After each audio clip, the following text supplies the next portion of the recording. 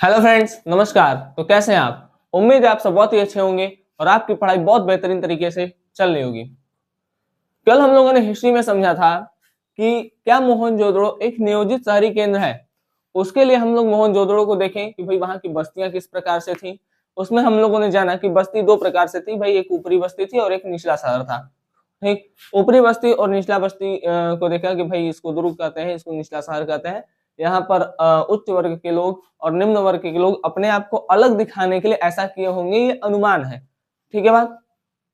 उसके बाद हम लोगों ने समझा कि यहाँ पर जल निकास प्रणाली थी, जो कि सड़कें और नालियां बहुत बेहतरीन ढंग से बनाई गई थी। सड़कें यहाँ पर ग्रिड पद्धति से बनाई गई थी, मतलब सड़कें एक दूसरे को समकोण पर काट रही थी। ठीक, उसके बाद हम लोगों ने यहाँ पर गृह स्थापत्य कला को देखा था, मतलब यहाँ के लोग अपना घर किस प्रकार से बनाते थे। ठीक है, वहां के घर किस प्रकार से बने हुए हमको मिले हैं। तो ये सारी चीजें हम लोगों ने कल के लेक्चर में देखी थी। ठीक, कल बस हम लोग समझे थे, आज जो हम समझे हैं उसी को हम लिखे हैं बस। ठीक है, देखिए आप समझ गए, अच्छा बात है, लेकिन अगर जो आप समझे हैं वो आप लिख ही ना पाए एग्जाम में तो क्या मतलब है। ठीक, क्योंकि बोर्ड एग्जाम में आप प्रत्यक्ष रूप में नहीं रहेंगे, प्रत्यक्ष आपका वहां पर कॉपी रहेगा। ठीक, तो आप जैसा कॉपी पर लिखे हैं, ठीक है, तो आप नहीं बोलेंगे वहां ना, वहां पर आपका कॉपी बोलेगा। कहने का मतलब ये है, ठीक है, कि वहां आप नहीं रहेंगे। जब बोर्ड जब एग्जामिनर आपकी कॉपी चेक कर रहे होंगे तो वहां पर आप नहीं होंगे बताने के लिए, वहां पर आपका कॉपी है, जैसा कॉपी दिखेगा, ठीक है, वैसा एग्जामिनर नंबर देगा। तो समझ गए, अच्छी बात है। तो समझने के बाद उस चीज को लिखना भी आना चाहिए कि भाई हमको लिखना किस प्रकार से है। ठीक, तो चलिए आज हम उसी को लिख दिए हैं, आप लोग ऐसा ही करके बोर्ड एग्जाम में भी लिखेगा। चलिए, और यहाँ पर शॉर्ट टर्म है, मतलब शॉर्ट में लिखे हैं तो इसको हम बोल देंगे। ठीक है, चलिए, क्वेश्चन है कि क्या मोहनजोदड़ो एक नियोजित शहरी केंद्र है। या अगर मोहनजोदड़ो से रिलेटेड क्वेश्चन आता है कि मोहनजोदड़ो पर डिटेल में लिखना है या विस्तृत व्याख्या करना है, ठीक है, तो आप ये चीजें उठा करके लिख सकते हैं। ठीक, देखिए सबसे पहले बात हम करते हैं कि मोहनजोदड़ो का खोज किए थे कौन? राखलदास बनर्जी। मोहनजोदड़ो का खोज कौन किए थे? राखलदास बनर्जी। अच्छा, राखलदास बनर्जी जो किए थे वो कब किए थे? तो 1922 ईस्वी में खोज किए थे। 1921 में हड़प्पा का खोज हुआ और एक साल बाद ही खोज हो गया था मोहनजोदड़ो का। ठीक, तो इसकी खोज कौन किया? राखलदास बनर्जी 1922 में। ये हम पीछे भी पढ़ चुके हैं। दूसरा पॉइंट देखिए, खोजा सबसे पहले गया था हड़प्पा, लेकिन जो सबसे फेमस हुआ वो हुआ मोहनजोदड़ो। ठीक है, तो मोहनजोदड़ो जो था वो सिंधु घाटी सभ्यता का सबसे प्रसिद्ध स्थान था। ठीक, तीसरा है कहाँ? तो यह सिंधु नदी के दाएं तट पर स्थित है। ठीक है, मतलब था, मोहनजोदड़ो कहाँ था? सिंधु नदी के दाएं तट पर। ठीक, अब मोहनजोदड़ो में हम निम्न बातों का अध्ययन करते हैं। जैसे पहले हम बस्ती को देखेंगे, फिर जल निकास प्रणाली को, और तीसरा देखेंगे गृह स्थापत्य कला को। ठीक, देखिए हम ब्लैक ब्लू से लिख भी दिए हैं कि आपको एग्जाम में एकदम कैसे लिखना है, ऐसे ब्लैक से, ठीक है, ये सब ब्लू से। ठीक, वैसे ही आप करके लिखिएगा। सबसे पहला बात करते हैं बस्ती का। देखिए हम जब बस्ती का बात करते हैं तो यहाँ की बस्ती दो भाग में बटी थी। ठीक है, यहाँ की बस्ती कितने भाग में बटी हुई थी? दो भाग में, एक ऊंचाई पर था और एक निचला शहर था। ठीक, तो आप सबसे पहले लिखेंगे कि यहाँ बस्ती दो भाग में बटी थी। ठीक है, एक ऊंचाई पर और एक निचला शहर। ठीक, फिर आप बस्ती लिखिएगा। बस्ती लिख करके आप पहला देंगे ऊंचाई पर और दूसरा पॉइंट डालेंगे निचला शहर। एग्जाम के लिए बता रहे हैं। ठीक है, पहला पॉइंट डाल दिए ऊंचाई पर, दूसरा पॉइंट डाल दिए निचला शहर। फिर पहला हेडिंग डालिएगा ऊंचाई पर। ठीक, हेडिंग डाल के पहले ऊंचाई पर वाला पूरा लिखेंगे, फिर उसके नीचे ऐसे मत पेपर में ऐसे करके मत बनाइएगा। ठीक है, हेडिंग डालिए बस्ती, ऊंचाई पर, निचला शहर, दो हो गया। अब फिर पहला हेडिंग डालिएगा, क्या रहेगा? ऊंचाई पर। अब ऊंचाई पर जब हेडिंग डालेंगे तो पहले इसको आपको व्याख्या इसको लिखना है। ठीक है, चलिए तो पहले इसको देखिए और फिर दूसरा हेडिंग डालेंगे तो फिर आपको निचला शहर, दूसरे पहला वाला हेडिंग डाल के पूरा लिख दिए, और फिर उसके नीचे दूसरा हेडिंग निचला शहर, फिर उसको पूरा लिखना है। ठीक, हम यहाँ पर एक साथ बताएंगे क्योंकि कंपैरिजन करके बताएंगे तो याद रहेगा। ठीक है, देखिए ऊंचाई पर जो बस्ती ऊंचाई पर था वो कहाँ था? वो था पश्चिम में। ठीक, जो निचला शहर था वो कहाँ था? वो था उत्तर में। ऊंचाई वाला पश्चिम में और निचला शहर उत्तर में। तो ऊंचाई पर कैसे लिखेंगे? यह पश्चिम में स्थित था, यह उत्तर में स्थित था। ठीक, ऊंचाई पर जो बस्ती थी उसे दुर्ग कहते थे। ठीक है, जो बोल रहे वैसे लिखिएगा, ऊंचाई पर जो बस्ती थी उसे दुर्ग कहते थे तथा निचले शहर को निचला शहर ही कहते थे। ठीक है भाई, ऊंचाई पर जो थी उसको दुर्ग कहते थे और निचले शहर को निचला शहर कहते थे। कल बताए थे कि जो ऊंचाई पर था उसमें बहुत सारे लोग नहीं रहते थे। ठीक है, वहां पर कम लोग रहते थे, तो भाई कम लोग को रहना है तो जगह छोटा में काम चल जाएगा। ठीक है, तो यहाँ का क्षेत्रफल छोटा था, जो बस्ती ऊंचाई पर थी उसका क्षेत्रफल छोटा था, ये लिखिएगा। ठीक है, जो बस्ती ऊंचाई पर थी उसका क्षेत्रफल छोटा था। निचला शहर में क्या लिखेंगे, जो बस्ती नीचे थी उसका क्षेत्रफल बड़ा था। क्यों? क्योंकि भाई नीचे बहुत सारे लोग को रहना है। ठीक है, ऊपर कम लोग हैं, नीचे बहुत सारे लोग हैं, तो कम लोग के लिए छोटा सा जगह चाहिए। ठीक है, मतलब कम जगह चाहिए, लेकिन जहां पर बहुत ज्यादा लोग हैं, ठीक है, वहां पर क्या चाहिए, जगह बड़ा चाहिए।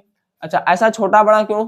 भाई ऊंचाई पर और निचले शहर पर बताए हैं, हर 2-3 बार बता चुके। ठीक है, कि भाई वो अपने आप को भाई हो सकता है संपन्न दिखाना चाहते हो तो ऊंचाई पर रहते थे, और निचले शहर जो गरीब गरीब टाइप के लोग होते थे वो नीचे रहते थे। ठीक, बात समझ गए? तो भाई जो अमीर है वो संख्या में कम ही रहते हैं तो ऊंचाई पर थे, और जो गरीब है वो बहुत ज्यादा रहते हैं तो इसलिए वो नीचे थे। ठीक है, तो एक ये अनुमान आप लगा सकते हैं अपने से। जो ऊंचाई पर थे वहां पर सार्वजनिक भवन बनाए जाते थे। भाई जो नीचे है वो तो खुद गरीब है, ठीक है, तो वो कैसे बना देंगे, अपने बना के रह ले उतना बहुत है। ठीक, लेकिन यहाँ पर सार्वजनिक भवन मतलब कि भाई सभी लोगों के रहने होने के लिए जो घर बनाए जाते थे। ठीक है, जैसे हम कहीं जाते हैं तो धर्मशाला रहता है ना, ठीक है, मंदिर उंदिर का धर्मशाला रहता है, उसमें हम ठहर वहर लेते हैं। ठीक है, तो वो ऐसा, तो सार्वजनिक भवन बनाए जाते थे। नीचे सार्वजनिक भवन नहीं बनाए जाते थे। ठीक है, क्योंकि नीचे नीचे भाई बहुत ज्यादा लोग हैं और यहाँ पर उतना पैसा भी नहीं है कि लोग बनवा सके, इसलिए यहाँ पर नहीं बनता था। ठीक, अच्छा, यहाँ पर स्नानागार भी था ऊंचाई पर। ठीक है, यहाँ स्नानागार बनाया गया था। स्नानागार में किसका यूज किया गया था, जिप्सम व गारे का, जिप्सम व गारे का। ठीक है, कैसे कि पानी रिस के बाहर न चला जाए। ठीक है, तो लिखेगा ऊंचाई पर स्नानागार बनाए गए थे जिसमें जिप्सम व गारे का प्रयोग किया गया था, जिससे पानी रिस कर बाहर नहीं जाता था। ठीक है, और बताए हैं कि भाई ये जो स्नानागार बनाया गया वो किस लिए बनाया गया था, ऐसा मानना है कि जब कभी कोई पवित्र त्योहार आता था तो लोग इसमें स्नान करके पूजा पाठ किया करते थे। ठीक है बात, तो ऊपर देखिए, ऊपर ये दो ठो, ये दोनों कौन बनवाएगा, सार्वजनिक भवन, बहुत बड़ा घर और बनवाना है तो बहुत बड़ा घर अमीर लोग बनवाएंगे। अमीर लोग कहाँ है, ऊपर है। ठीक है, अमीर लोग कम होते हैं इसलिए क्षेत्रफल छोटा है। आप लोग ये तीनों पॉइंट तो याद रख सकते हैं। ठीक है, अमीर लोग कम होते हैं तो कम जगह में रहेंगे तो छोटा क्षेत्रफल। ठीक है, सार्वजनिक भवन वही बनवाएंगे, और स्नानागार, ठीक है, स्नानागार और सार्वजनिक भवन ऊंचाई पर मिला है। ठीक है, यहाँ पर सार्वजनिक भवन नहीं मिला है। देखिए, निचले शहर में जो भवन निर्माण का कार्य था वो चबूतरे पर किया जाता था। ठीक, चबूतरे पर क्यों, क्योंकि चबूतरा नींव का कार्य करता था। ठीक है, मतलब चबूतरे पर किया जाता था, तो चबूतरा किसका कार्य करता था, नींव का कार्य करता था। जैसे अभी हम घर बनवाते हैं तो घर बनवाने के लिए नींव डालते हैं। ठीक है, तो उस समय लोग चबूतरे पर ही बनवाते थे। क्यों? क्योंकि उस समय चबूतरा जो था वही नींव का काम करता था। ठीक, एक स्टार बना के पॉइंट लिख लीजिएगा। ठीक है, ये दोनों जगह है। ईंटों का एक जैसा अनुपात, ठीक, ईंटों का एक जैसा अनुपात, ठीक है, था, ईंटों का अनुपात एक जैसा था। ठीक है, सॉरी, ईंटों का अनुपात एक जैसा था, अर्थात इनके पास नाप तोल की प्रणाली थी। भाई नहीं नापते तो एक समान सारा ईंट कैसे बन जाता, तो कोई ना कोई मेथड रहा होगा इन लोगों के पास जिससे कि ये नाप जोक करके अपना ईंट वीट बनाए हैं। ठीक, चलिए रिपीट करते हैं बस्ती वाला।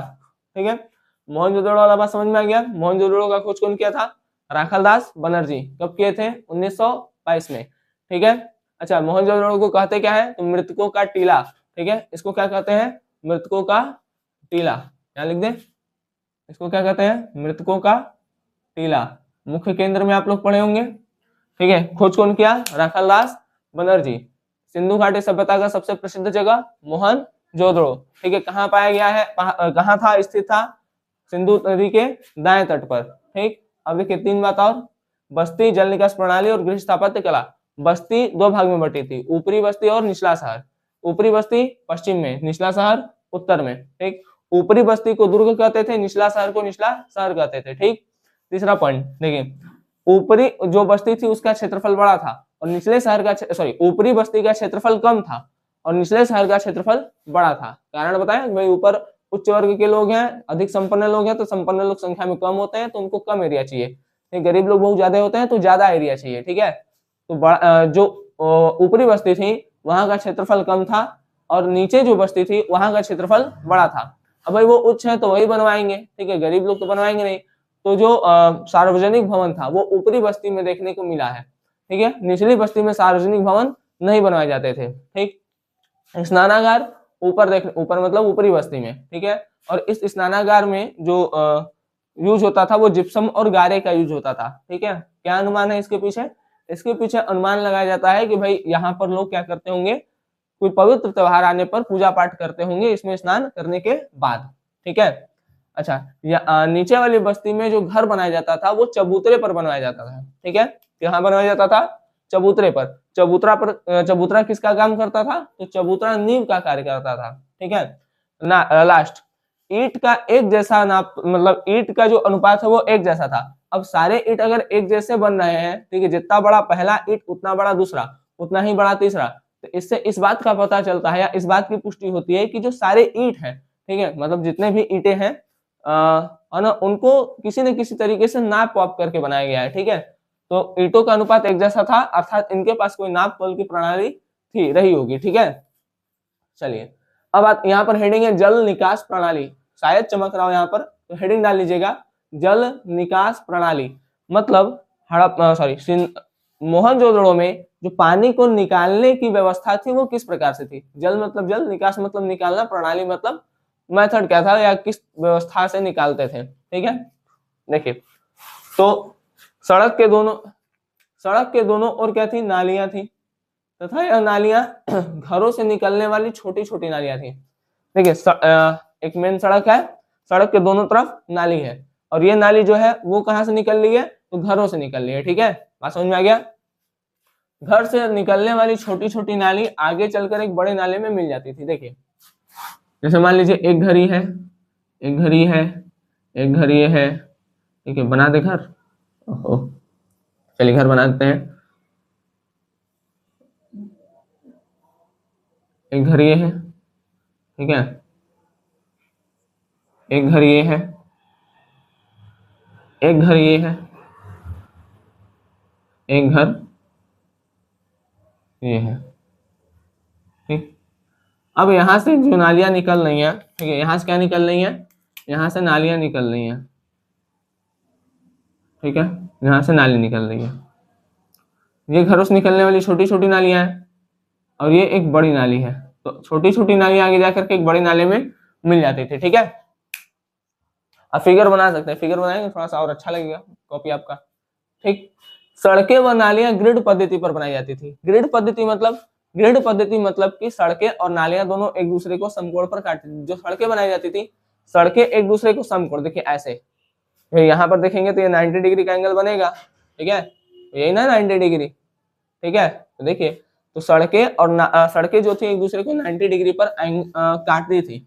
तो जब इस प्रकार से बनाया जाए कि सड़कें एक दूसरे को 90 डिग्री पर काटे या नालियां एक दूसरे को 90 डिग्री पर काटे, तो सड़कें या नालियों का निर्माण इस प्रकार से हो कि दोनों आपस में एक दूसरे को 90 डिग्री पर काट रही हैं। ठीक है, तो उस पद्धति को हम कहते हैं ग्रिड पद्धति। ठीक है, तो ग्रिड पद्धति पर बनाई जाती थी। देखिए नोट में लिखा है, मोहनजोदड़ो की सड़कें व नालियों को देखने पर ऐसा लगता है कि यह सभ्यता एक शहरी सभ्यता रही होगी। इस कारण से हड़प्पा सभ्यता को शहरीकरण कहा गया है। बात समझ में आ गया? हड़प्पा सभ्यता को शहरीकरण कहने के पीछे यही कारण है क्योंकि मोहनजोदड़ो में जिस प्रकार की हमको सड़कें और नालियां देखने को मिलती हैं, आजकल वो नालियां बड़े मतलब उस प्रकार की व्यवस्थाएं हमको शहरों में देखने को मिलती हैं। ठीक है, तो अभी देखिए, अभी जो शहरों में देखने को मिल रही है, जिस प्रकार से सड़कें, जिस प्रकार से नालियां बनी हुई हैं, वो चीजें आज से लगभग 5000 साल पहले, ठीक है, मतलब एक निकालेंगे 4600 या 4700 के आसपास आएगा, लेकिन हम बोल दे रहे हैं कि भाई आज से लगभग 5000 साल पहले ऐसा चीज हमारे भारत में रह चुका था। ठीक है, बात समझे? तो जो शहरीकरण है, ठीक है, सिंधु घाटी सभ्यता को शहरीकरण कहने के पीछे यही कारण है कि मोहनजोदड़ो की सड़कें और नालियां, सड़कें वहां पर चौड़ी चौड़ी थी, ठीक है, नालियां और एक दूसरे नालियों की व्यवस्था थी प्रॉपर। ठीक है, घरों से छोटी छोटी नालियां निकल रही हैं, आगे जाकर के बड़े नाले में मिल जा रही हैं। ठीक है, तो नालियों की व्यवस्था थी, सड़कें प्रॉपर बनी हुई थी। ठीक, तो यही सब कारण है, ठीक है, जिस प्रकार से आज हम शहरों में देखते हैं कि नाली और सड़कें अच्छी रहती हैं, ठीक है, इसी कारण से सिंधु घाटी सभ्यता को क्या कहा गया है, शहरी सभ्यता या शहरीकरण, ठीक है। चलिए अब हम इसको करेंगे इरेज नहीं करेंगे, यहाँ पर हम लिखे हैं, ठीक है। आइए देख लेते हैं लास्ट हेडिंग।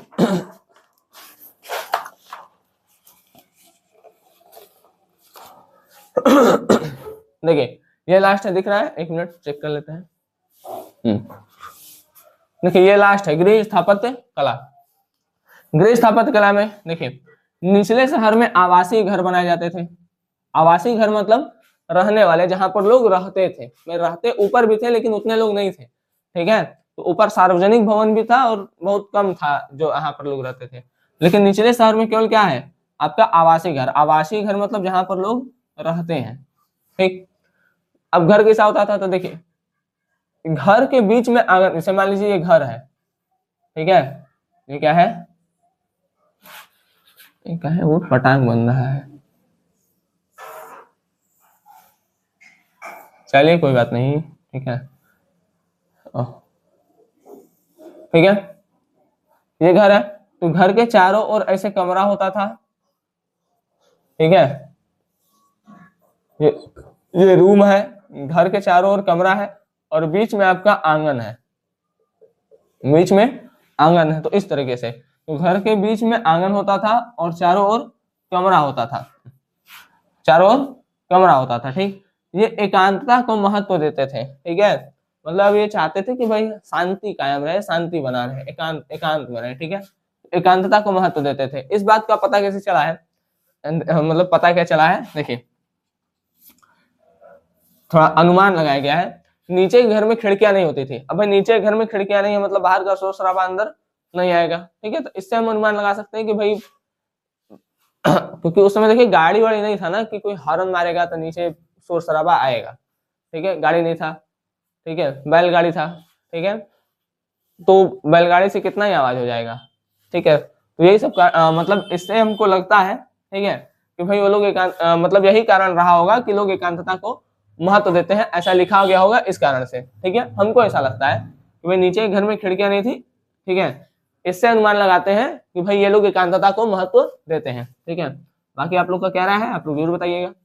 तो नीचे घर में खिड़कियां नहीं होती थी, कुछ कुछ घर में दो तल भी थे, दो तल मतलब दो तल्ला जिसको कहते हैं ना, दो मंजिल, ठीक है, भी थे, तथा ये ऊपर जाने के लिए सीढ़ी का प्रयोग करते थे। अब भाई दो मंजिला है तो ऊपर जाने के लिए किसका यूज करेंगे, सीढ़ी का ही करेंगे, ठीक है। चलिए तो ये बात समझ में आ गया कि भाई नीचे वाले शहर में हमको क्या मिला है, आवासीय घर। घर कैसे बनता था, तो बीच में आंगन है और चारों ओर क्या है, कमरा है, ठीक है, एकांतता को महत्व देते हैं, ठीक है, एकांतता को महत्व देते हैं। भाई नीचे में ना खिड़की, नीचे वाले रूम में खिड़की नहीं है, ठीक है, तो अब खिड़की नहीं है तो ना तो बाहर से शोर अंदर आएगा, मतलब बाहर से शोर अंदर नहीं आएगा, तो भाई शांत वातावरण बना रहेगा अंदर, ठीक है। तो हो सकता है यही रीजन रहा हो कि ये पॉइंट लिखा, ठीक है, कि ये लोग एकांतता को महत्व देते हैं। कुछ कुछ घर में दो तल भी मिला है, दो मंजिला भी मिला है, और दूसरी मंजिल पर जाने के लिए लोग किसका यूज करते थे, तो सीढ़ी का। अब देखिए इंपॉर्टेंट लाइन है, मोहनजोदड़ो में लगभग हर घर में कुएं के साक्ष्य मिले हैं और यहाँ पर इन कुओं की संख्या लगभग 700 है, ठीक है। मोहनजोदड़ो में जितने भी घर मिले हैं लगभग सभी घरों में क्या है, कुएं हैं, ठीक है। ऐसे अनुमान लगाया गया तो एक रेशियो निकाला गया, तो हर 3 घर पे एक कुआं, जैसे मान लीजिए जितना भी घर हुआ तो लगभग हर 3 घर पे एक कुआं मिला है, ठीक है। तो इस तरीके से मिला के लगभग 700 कुएं मोहनजोदड़ो से, मतलब 700 कुएं के साथ वहां से मिले हैं, ठीक। तो ये हमारा था मोहनजोदड़ो एक नियोजित शहरी केंद्र, जिस पर ये लिख करके आपको दिया गया, ठीक है, कल समझा भी दिया गया था। चलिए एक बार फिर से लास्ट में रिपीट कर देते हैं, इसको हटा देते हैं, ठीक है, उसके बाद हम इस लेक्चर को कर देंगे समाप्त, ठीक है बात। चलिए सबसे पहले हम लोग किसके बारे में थे, मोहनजोदड़ो पर चर्चा कर रहे हैं, ठीक है। तो पहला बात कि मोहनजोदड़ो को कहते क्या है, तो मृतकों का टीला। खोज कौन किया, राखलदास बनर्जी। कब किए, 1922 में, ठीक। 3 बात याद हो गया, ठीक है। पहला मृतकों का टीला राखलदास बनर्जी खोजे 1922 में, ठीक है बात। है कहाँ, तो सिंधु नदी के दाएं तट पर, ठीक है बात। अब देखिए भाई सबसे फेमस था 3 बात और। अब बस्ती जल निकास प्रणाली और गृह स्थापत्य कला। तो सबसे पहले बस्ती पे है, बस्ती दो भाग में बटी थी, ऊपरी बस्ती और निचला शहर। ऊपरी बस्ती पश्चिम में, निचला शहर उत्तर में। ठीक, ऊपरी बस्ती को क्या कहते हैं? दुर्ग। निचला शहर को निचला शहरी कहते हैं। भाई ऊपर समृद्धशाली लोग हैं, ठीक है, तो भाई समृद्धशाली लोग या अमीर लोग कम होते हैं, ठीक है, तो ऊपर कम लोग हैं तो कम एरिया चाहिए, नीचे बहुत ज्यादा लोग हैं तो ज्यादा एरिया चाहिए। तो ऊपर का क्षेत्रफल कम है, मतलब ऊपरी शहर का क्षेत्रफल कम है, और नीचे वाले का क्षेत्रफल ज्यादा है, ठीक है, तो निचला शहर का क्षेत्रफल ज्यादा है, बड़ा है, और ऊपरी शहर का जो क्षेत्रफल है वो कम है। अमीर लोग ही सब बनवाएंगे, तो सार्वजनिक भवन कहाँ मिला है? ऊपर, मतलब ऊपरी बस्ती में। ऊपरी बस्ती में सार्वजनिक भवन बनाए जाते थे, लेकिन निचले शहर में सार्वजनिक भवन नहीं बनाए जाते थे। ठीक, ऊपर स्नानागार भी मिला है, ठीक है।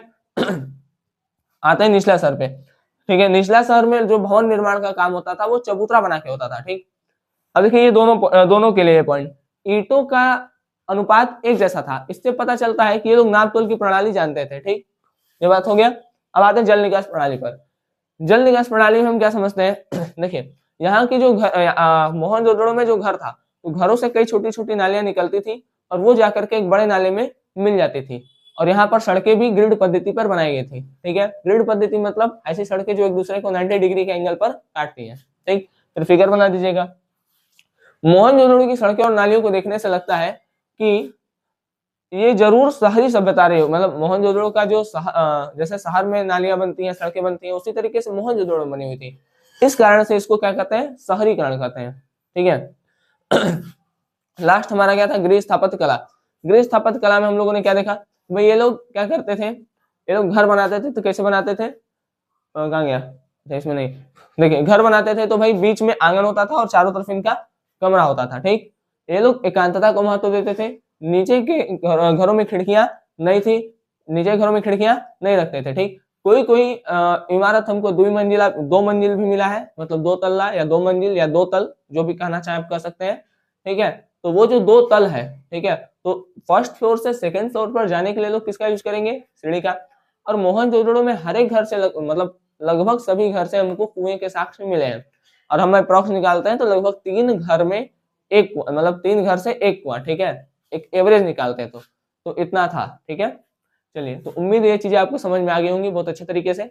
मिलेंगे आपसे अगले लेक्चर में, ठीक है। इस पर हम बात करेंगे कि जो हड़प्पा सभ्यता में समाधान था, ठीक है, लोग अंतिम संस्कार किस तरीके से करते थे, उस समय के अंतिम संस्कार कितने प्रकार के थे, ठीक है, वो आज देखने को मिलता है कि नहीं मिलता है। ठीक है, फिर उसके बाद उपयोगी वस्तुएं या विलासता की वस्तुएं क्या थी, ये सब चर्चा करेंगे अगले लेक्चर में। तब तक के लिए आप लोग इसको पढ़िए, ठीक है, जहां पर दिक्कत होता है पूछिए। ठीक है, चलिए मिलेंगे आपसे अगले लेक्चर में, तब तक के लिए धन्यवाद। जय हिंद। आप लोग अच्छे से पढ़ाई करते रहें।